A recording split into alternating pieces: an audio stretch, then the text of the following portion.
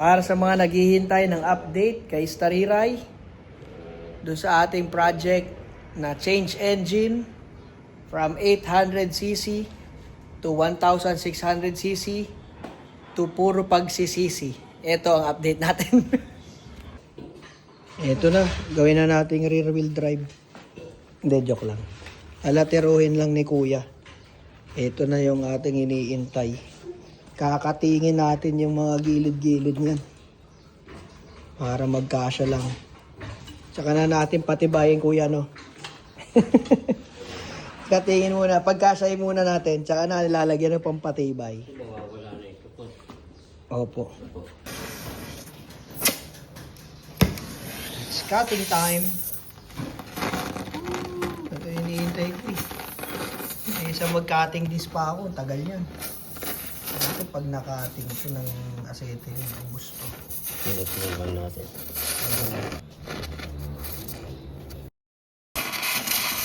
Ito na. Si Iron Man, naguhukay na. Nakat na yung malaking portion kung saan tatama yung transmission. Pero ito, pauna pa lang to mga kaibigan. Hindi pa ito yung mismong eksaktong sukat. Ano lang ito? Kung baga, unang tabas pa lang. Sige kuya, lagyan mo na yan.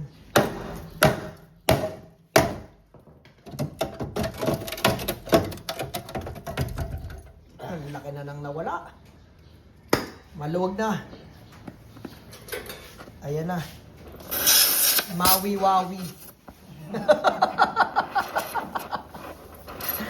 Nakasabi. Ayun, nahulog na ang engine support. Nako. Ito pa. Kuya, mukhang tingin ko, kailangan din nating ubusin yan. Yung itsurahan eh. Nakaharang. Sige, baba natin yung transmission. Ayan. So makikita nyo, nakababa na yung transmission. Ito yung tinabas. No? Pag tinignan nyo yan dito, ayan na. Konting tabas pa rito sa ibabaw, pero hindi kasi pababa pa yan eh. Pababa pa po yan. Ang nakita ko maganda, yung axle o yung drive shaft, dito rin nakatutok sa dating pwesto. Inusod ko lang yan. Pero, ano pa yan? Ayan o, gagalaw pa yan. Bababa pa yan ng posisyon. Kaya sabi ko, parang tututok yung dating pwesto ng axle. Dun sa posisyon ngayon. Gagawin natin, kung saan yung wala namang tatamaan, dun tayo maglalagay ng pampatibay. So yung nawalang yero, pwede mo siya ibalik. Ibang korte na. O kaya maglalagay ka na ng tubo. Paikot dyan. Parang nakabrace siya dyan. Marami pa. Etong fender, hindi natin kailangan yan. Pwede tayong gumawa ng fiberglass na cover para sa putik. Pwedeng tubo ang magpapatibay nitong chassis natin para talagang hindi hihiwalay pag bumiri tayo.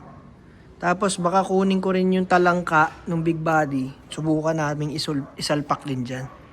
Para din sa cross member. Pero maganda na kasi naisalpak natin, naibaba natin nang hindi inuubos hanggang dito sa tayuan ng shock. Malaking bagay yon.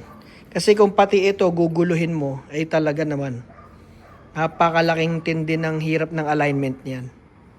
So, para tayo nag-a-assemble dito ng panibagong sasakyan. Sa kabila, ito nakaangat lang ito dahil dito sa tenga ng engine support. Tatabasin na lang natin to. Kasi mayroon naman yung tornilyuhan dito eh. Yan. So, yan ang pwede mangyari. Yung pulley, ayan, tama lang yung clearance. Oh. Makakapagpalit ka pa rin ng belt. May mga nagawa nga akong sasakyan dati, mas maliit pa yung clearance dito eh. Mas maliit pa. So dito, nagtabas na rin ng konti para kung magpapalit ka ng oil seal ng crankshaft, bababa pa naman yan eh. So ganun din. Ayun o, silip mo rin yung dadaanan ng drive shaft oh. Tuwid. Pwede mo pa itong katingan ng konti. Doon din, di ba? Tapos big brake tayo, big brake kit.